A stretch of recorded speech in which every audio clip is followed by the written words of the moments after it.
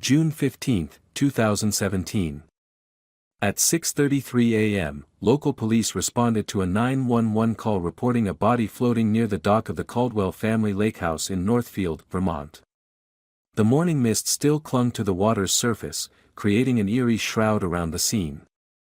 Officer Sarah Reeves was first to arrive, the gravel of the long driveway crunching under her patrol car tires. The caller, a jogger who regularly circled the lake at dawn, stood shivering on the shore, pointing wordlessly toward the shape bobbing against the wooden pilings. The victim was Mason Caldwell, 51, former COO of Regional Harvest Distributors and oldest of 3 siblings in the prominent Caldwell family. His salt and pepper hair was matted with blood and lake water, his expensive watch still ticking on his wrist. Mason had been staying alone at the property for what he told colleagues was a thinking weekend.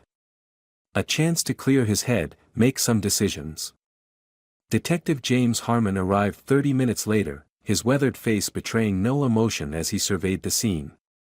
23 years on the force, and lakefront properties still made him uneasy, too many places to hide, too much water to search. No signs of struggle inside, Officer Reeves reported, meeting him at the dock entrance. But there's a broken Scotch glass on the porch. And this, she handed him an evidence bag containing a silver money clip. Found it between the dock boards. His ID's still in his wallet, but there's no cash. Harmon nodded, squinting against the rising sun. Time of death. Me puts it between 11 p.m. and 2 a.m. Cause, blunt trauma to the back of the head, then drowning. The lake water in his lungs suggests he was still breathing when he hit the water. Harmon crouched, examining the dock's edge. Faint scuff marks marred the polished wood. Any witnesses? None. Nearest neighbor is half a mile down the shoreline, and they're in Europe. This place is isolated by design, old money likes its privacy. The detective stood, his knees cracking in protest. As the coroner's team carefully extracted Mason's body from the water, Harmon noticed something else, mud on the victim's otherwise immaculate leather loafers. Not from the dock. From somewhere else. I want the ground searched, he said. All of it. By nightfall, the initial investigation had revealed frustratingly little. No forced entry. No unusual tire tracks on the long gravel drive. Mason's Mercedes was parked in the garage, keys in the ignition. His phone was missing, but his laptop sat open on the kitchen counter, screen cracked as if dropped. The case seemed destined to join the stack of unsolved files on Harmon's desk, until the property manager mentioned the security system. It's outdated, she said, a nervous woman named Ellen Pierce who'd worked for the Caldwells for 15 years. Mr. Mason never wanted to upgrade it, said he liked the old ways best. But there's one camera that still works. On the back porch. The footage was grainy, time-stamped 9:12 p.m. the night before Mason's body was found. Mason paced the wooden deck, phone pressed to his ear, free hand gesturing angrily. The audio quality was poor, capturing only the rhythm of his voice, not the words. At one point, he stopped abruptly, turning toward the camera as if sensing he was being watched. I know what you're doing, he said, voice barely audible above the night sounds. You think I wouldn't figure it out? Another pause, his expression hardening as he listened to whoever was on the other end. Then his final words, spoken as he turned to stare at the dark line of trees beyond the property, so you finally showed up. The camera caught nothing more, just empty porch, night air, and the gentle lapping of lake water against the shore. Harmon replayed the footage 3 times, noting how Mason's demeanor shifted from anger to resignation in those final moments. Run a check on his recent calls, he instructed his partner, Detective Ana Diaz. And I want to know who benefits from his death. The answer to the latter question came quickly, Eli Caldwell, Mason's younger brother. The Caldwell siblings, Mason, Eli, and their sister Claire, had inherited the family's considerable assets 5 years earlier when their father died. The distribution had been controversial. The elder Caldwell had promised Eli control of the family's original business, a regional grocery chain that had been their foundation.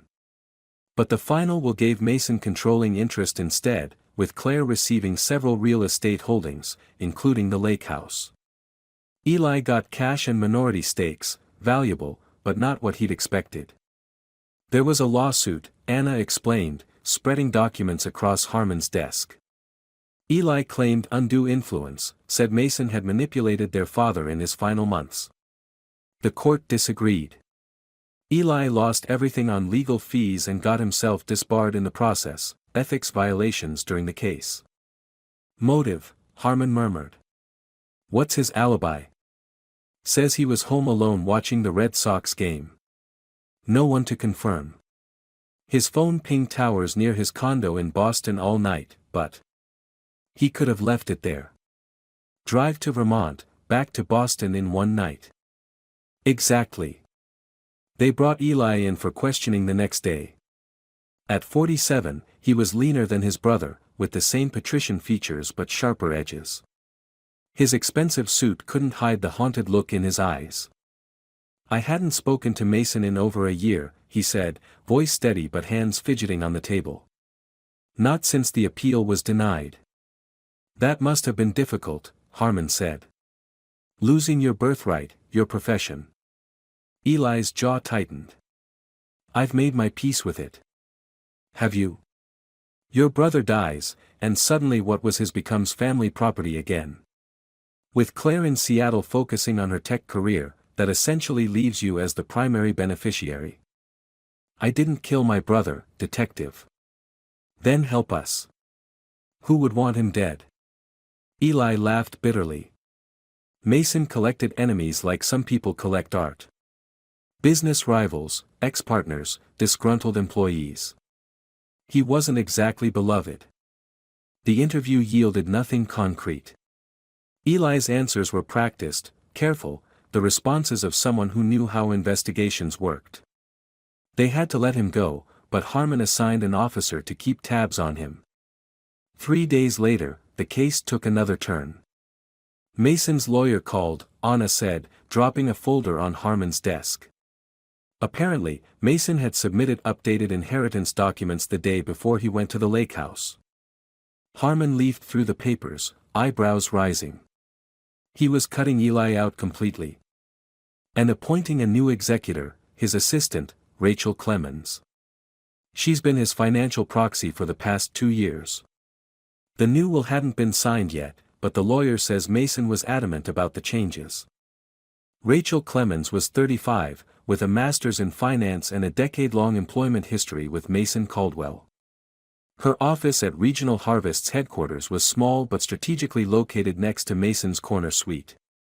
He was worried, she told the detectives, her composure cracking only when she glanced at the now empty office next door. Not scared, exactly. Mason didn't scare easily. But concerned enough to update his will. About what specifically? Anna asked. Rachel hesitated. Mason believed Eli was planning something. He found discrepancies in some accounts, small amounts diverted over time. He was gathering evidence. And he made you executor instead of his family? Mason once told me, blood makes people entitled, but loyalty has to be earned. I worked with him for 10 years.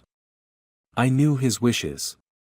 She paused, then added softly, the night before he left for the Lakehouse, he called me.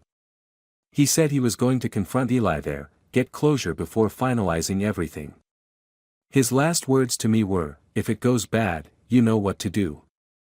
Yet there was no evidence Eli had ever come to the property, no tire tracks matching his BMW, no fingerprints, no sightings by anyone in the area. The case stalled, becoming a weekend discussion topic among the detectives rather than an active investigation. Until 6 months later. November brought early snow to Vermont, the lake partially freezing around its edges. A local fisherman, Joseph Merritt, was trying his luck in one of the deeper channels when his line snagged on something heavy.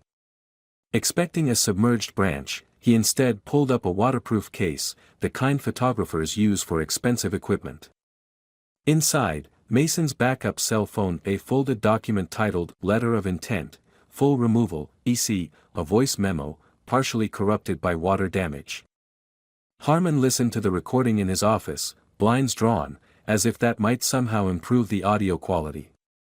Mason's voice came through in fragments. "Can't believe it's come to this. The accounts show, static. Systematic withdrawals through shell companies, more distortion. He won't just let go.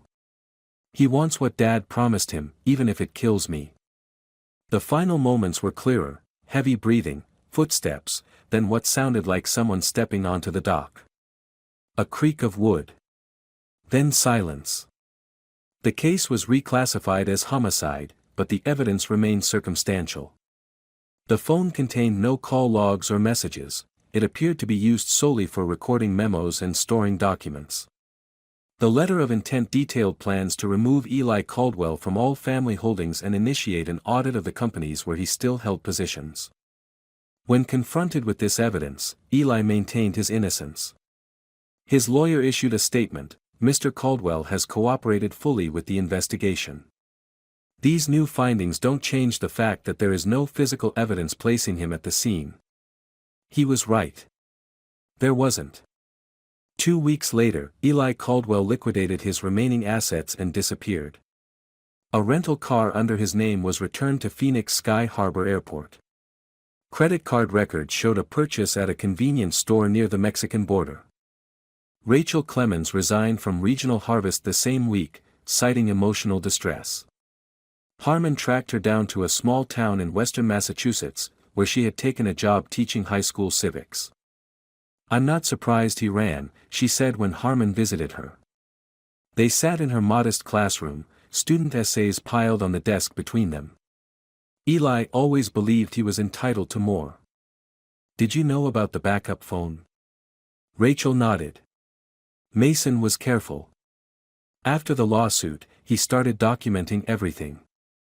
Said if anything happened to him, the truth would still come out. "But you didn't mention this when we first interviewed you." She met his gaze steadily. "Mason told me to wait. If anything happens, let the evidence speak for itself." Those were his instructions. Harmon studied her face. "You were more than just his assistant, weren't you?" A sad smile crossed her lips. "We were complicated. Mason didn't trust easily, but he trusted me. Enough to make you his executor instead of family. Enough to protect me by keeping our relationship private." The Caldwell family estate was dissolved quietly over the following months. Claire sold her holdings and donated a significant portion to a foundation supporting legal ethics. The Lakehouse remained unsold, its dark history making potential buyers hesitate. Harmon drove past it occasionally, watching as seasons changed around the property while it remained frozen in time. The for sale sign weathered and tilted, the dock needed repairs that no one would pay for. Local teenagers began spreading stories. They claimed the dock boards creaked every night at the same time Mason died. Even when no one was there. And sometimes, they said, a phone rang from inside the house, long after the power was shut off. Harmon didn't believe in ghosts. But he did believe in unfinished business. The case file remained open on his desk, a persistent reminder. 1 year to the day after Mason's body was found, Harmon received an envelope. No return address, postmarked Arizona. Inside was a single photograph of Mason and Eli as young men, standing on the Lakehouse dock, arms around each other's shoulders. On the back, written in careful block letters: "The truth is always more complicated." The writing didn't match Eli's. Or Rachel's. But it matched the handwriting on an old birthday card Harmon had found in Mason's desk during the initial investigation, from Claire Caldwell, the silent sibling who had moved to Seattle years ago and never returned for the funeral. When Harmon tried to locate her, he discovered her tech company had been funded with a significant, anonymous investment shortly after Mason's death. The timing could have been coincidence. But in Harmon's experience, coincidences were just patterns waiting to be recognized. The dock at the Caldwell Lakehouse still stands, weathered but intact. On still nights, locals say you can hear boards creak under invisible footsteps. And sometimes, when the moonlight hits the water just right, a phone rings from inside the darkened house. No one ever answers. But the questions remain, persistent as the echo across the water. Who really came to the Lakehouse that night? What truth was worth killing for? And which Caldwell truly got what they wanted in the end?